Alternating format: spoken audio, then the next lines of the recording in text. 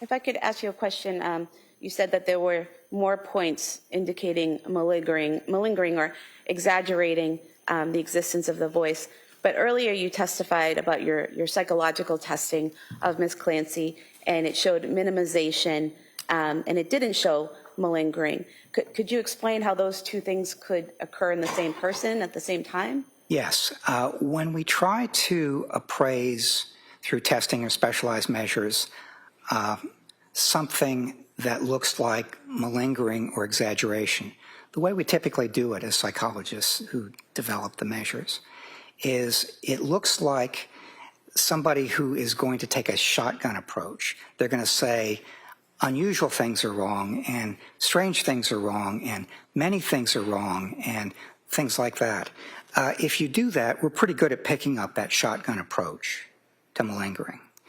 But if I ask you a bunch of questions and you answer them almost entirely in a genuine way, that you're being as accurate as you can, except with one exception, when I ask you about one experience or one symptom and you exaggerate or fabricate that, it's we can't pick that up through our testing. So what we have to do instead is we have to kind of develop our ideas about how it might have been experienced, what it was consistent with, what the disorder is. We take a broader approach, which is what I've tried to do in talking about this. We'll go to the next slide, please. And was there further evidence against acute psychosis?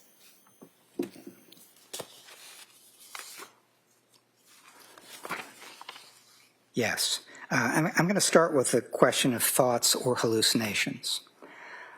I've already said that I found the account of hallucinations to be, as she described it, it would be very, very unusual to experience it that way.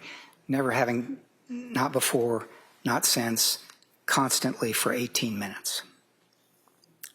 However, if this was a thought, an unwelcome, intrusive thought, but still a thought, that's basically this is your last chance, you have to kill the kids so you can kill yourself, then that would be consistent with thoughts that she'd been experiencing for some time.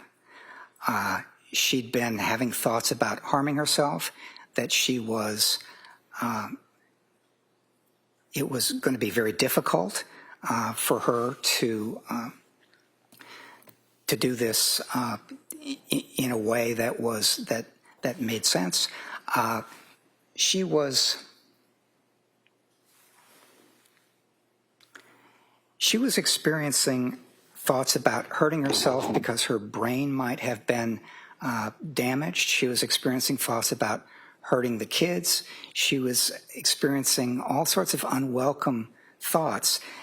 If that were the case on January 24th, if these were thoughts, then that would be consistent with what she'd been experiencing for months before. So that was something that made more sense to me, that rather than an auditory hallucination, it would have been an unwelcome, intrusive thought. The next bullet is her response to her husband's question, what did you do? So when he got home around 6 p.m. on January 24th, and the house was quiet, and he went in, thought people might have been playing hide and seek with him, called downstairs, didn't get an answer, called upstairs, didn't get an answer, went upstairs, found the bedroom door locked, unlocked it with his key, went in, saw some blood there, saw the window was open, ran downstairs, and he saw his wife Lindsay lying there semi-conscious. And he said, his first question was, what did you do? And her response was, I tried to kill myself. Now, I thought that if she had actually experienced this command hallucination, that she might have said something like, I did what I had to do, or I did what the voice said, or something like that. But no, she said, I tried to kill myself. And this is consistent with my looking at this and starting from the perspective of this is a serious, highly lethal suicide attempt, and that's the way to understand it. And then the last bullet point has to do with the recovery of memories. So when she regained consciousness that night in the hospital, one of the things she said is that she wasn't able to remember what had happened. And she was informed of it, but if this had been a genuine memory loss, then human memory is funny. And one of the things that happens is that when you're trying to remember something that actually happened, things can interfere with that. Things that you read, things that you're told, other sorts of things like that. So it would have been hard to understand how she would recover that memory accurately, including the particular memory of the command auditory hallucination and what it said. And doctor, did you already go over the first bullet point, the inconsistencies in her description of knowing wrongfulness? Yeah, I'm gonna pass on that one. Go to the next slide.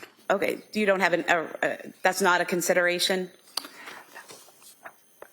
Well, there were some additional inconsistencies in terms of whether she knew that when I asked her whether she was aware that it was illegal or immoral, she said basically, I wasn't thinking about this at all. No thoughts, no decisions, none of that. It was just all action. One of the things that Dr. Resnick wrote in his report is that she was intellectually aware that it was wrong or illegal, but not morally. And what she said to me is that I just don't think I wasn't thinking about that at all. I didn't know any of that. Okay. And if we could go to the next slide, I think if you could describe for us the evidence that you saw for suicide combined with altruistic filicide. Yeah. Altruistic filicide is a term that's used that means killing your kids out of love.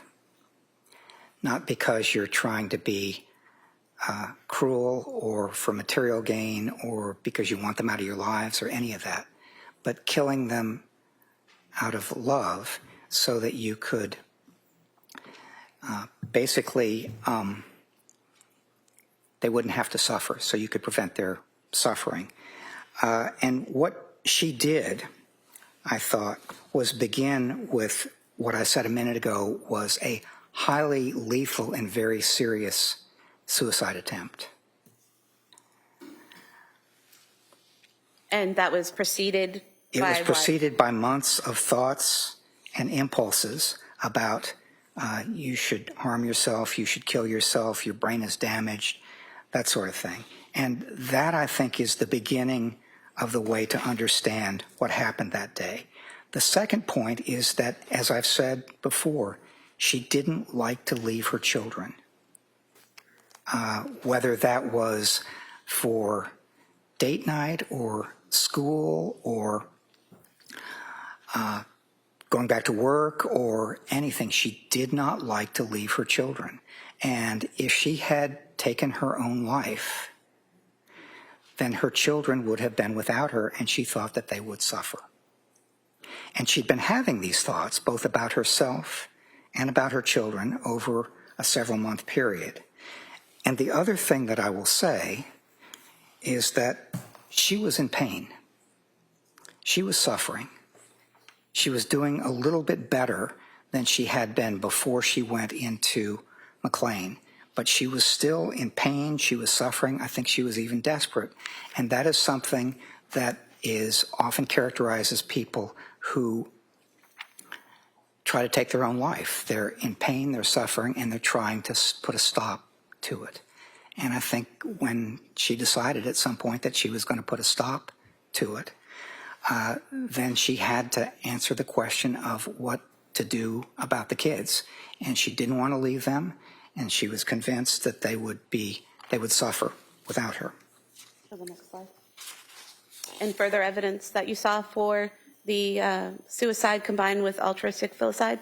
There was. One of the things that she said when asked about what happened is that in the course of strangling each child, she said, Go to God, baby, go to God. And that was part of her expectation, that she and the children would be together in heaven with God. She was raised as a Catholic, and this, as I understand, Catholic considerations, that's not necessarily what happens, but when I asked her about that, when I said, isn't suicide a mortal sin? Yeah, can I see counsel over here?